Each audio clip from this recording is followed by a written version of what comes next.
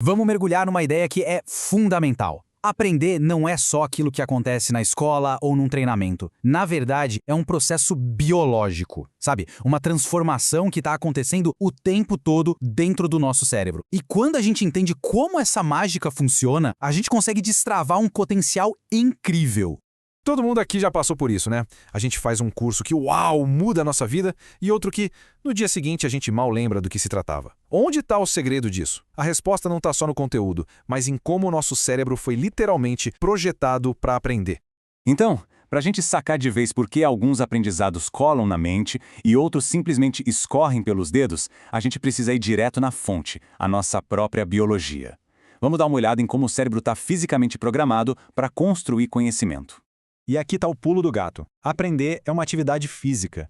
Cada coisinha nova que a gente aprende está lá criando e reforçando conexões entre as nossas células nervosas, as famosas sinapses. Não é nada abstrato. É quase como se a gente estivesse construindo tijolo por tijolo a arquitetura do nosso saber. E a escala disso é uma coisa de louco. A gente está falando de cerca de 100 bilhões de células nervosas, todas se conectando, formando uma rede gigantesca e super complexa. É essa matéria-prima que a gente usa para construir tudo que a gente sabe. Pensa lá numa criança aprendendo a andar.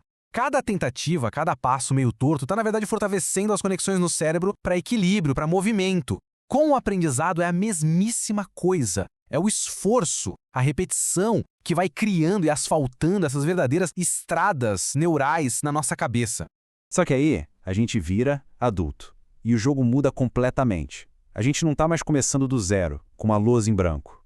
O cérebro de um adulto aprende de um jeito fundamentalmente diferente. Criança é tipo uma esponja, né? Absorve tudo por repetição. Já o adulto, é outra história. Nosso cérebro já tem uma rede imensa de conexões. Para aprender algo novo, a gente precisa que aquilo faça sentido, que se conecte com o que a gente já sabe e, principalmente, que seja relevante.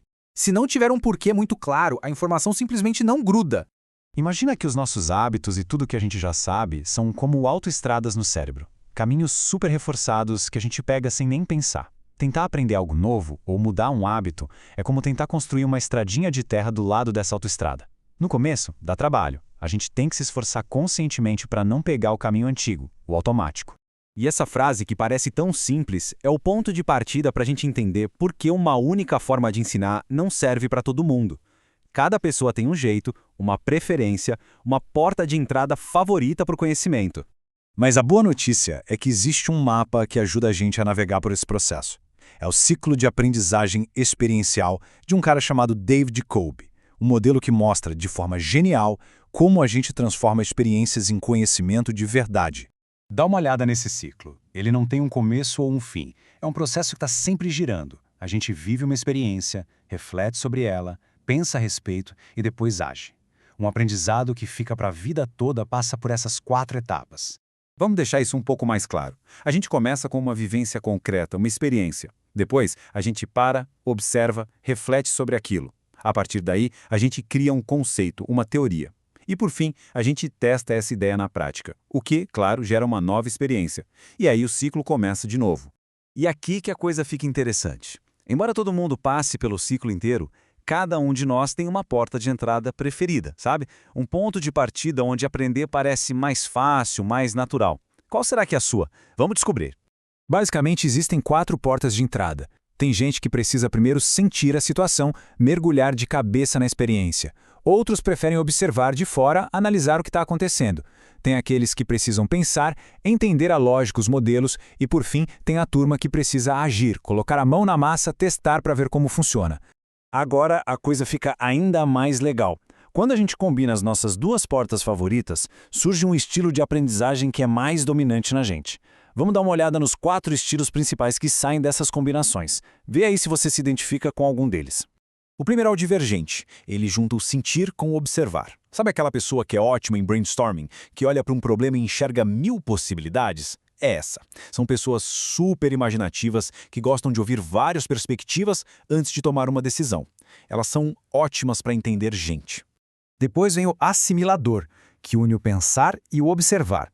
Essas são as pessoas que amam uma boa teoria, um gráfico bem feitinho, uma aula bem estruturada. A pergunta deles é sempre, tá, mas qual é o modelo por trás disso? Eles são mestres em pegar um monte de informação e organizar tudo num conceito lógico e claro. Aí temos o convergente, que combina o pensar com o agir. A cabeça dessa pessoa funciona na base da pergunta: ok, muito legal, mas como eu uso isso na prática? São os solucionadores de problemas. Se você der um conceito para eles, na hora eles já estão pensando em como transformar aquilo numa ferramenta, num plano de ação, em algo concreto.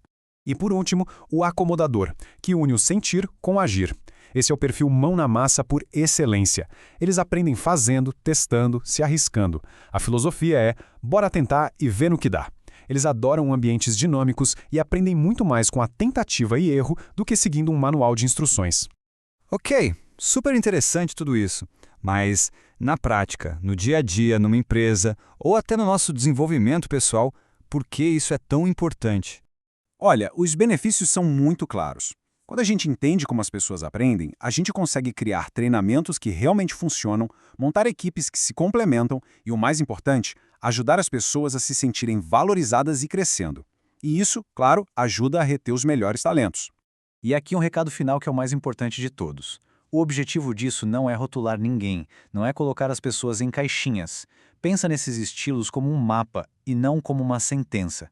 É uma ferramenta para a gente criar treinamentos melhores, para líderes serem mais eficazes e para cada um de nós se tornar um aprendiz mais consciente do seu próprio processo. E para a gente fechar, fica a reflexão. Pensando nesse ciclo, qual é a sua porta de entrada favorita para o conhecimento? Saber essa resposta pode ser o primeiro passo para você acelerar o seu próprio desenvolvimento. Pensa nisso.